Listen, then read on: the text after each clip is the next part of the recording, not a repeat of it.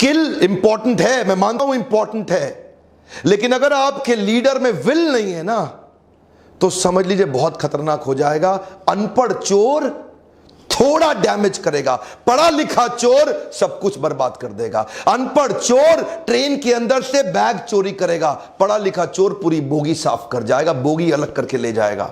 और यही था स्टीफन ईलॉप। ये सीईओ का काम क्या होता है भाई? कंपनी डूब रही हो तो कंपनी को खड़ा करना काम होता है कि कंपनी को बिकवा देना काम होता है? इसने तो आके पूरी तैयारी करी, कंपनी को बिकवाएं कैसे। अगर आपकी कंपनी डाउन हो रही है, नीचे जा रही है, सीईओ का काम है कंपनी को वापस तैयार करना। ये बिकवा के माना।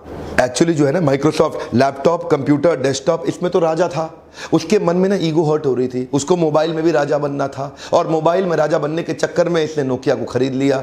पर ओवरऑल ये डिसीजन गलत हो गया।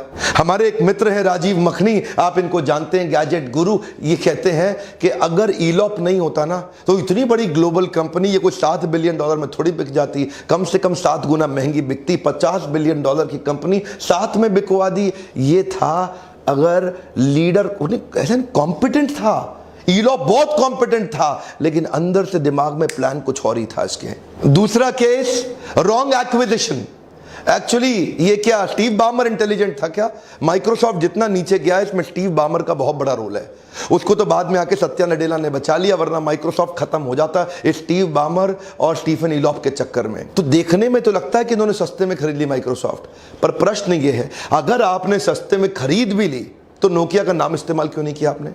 नोकिया का नाम क्यों हटा दिया? ये सोचे कि भाई मैं माइक्रोसॉफ्ट हूं, मैं अपना नाम रखूंगा। अगर आपको माइक्रोसॉफ्ट का नाम रखना है, चलो मान लेते हैं, तो आप माइक्रोसॉफ्ट का नाम रख लो, तो फिर 7 बिलियन क्यों खर्च करें? देखिए, ये कहते हैं कि जी हमने नोकिया को इसलिए खरीदा क्योंकि हमारे को हार्डवेयर की रेडीमेड कंपनी चाहिए थी अपने धंधे को बड़ा करने के लिए। हमारा सॉफ्टवेयर है माइक्रोसॉफ्ट का, हमारा ऑपरेटिंग सिस्टम है माइक्रोसॉफ्ट का, तो हमारे को हार्डवेयर की रेडीमेड कंपनी मिल जाए तो हमारा मन है कि भाई फट फट फट फट अपने आप को ग्रो एक्सपैंड कर ले।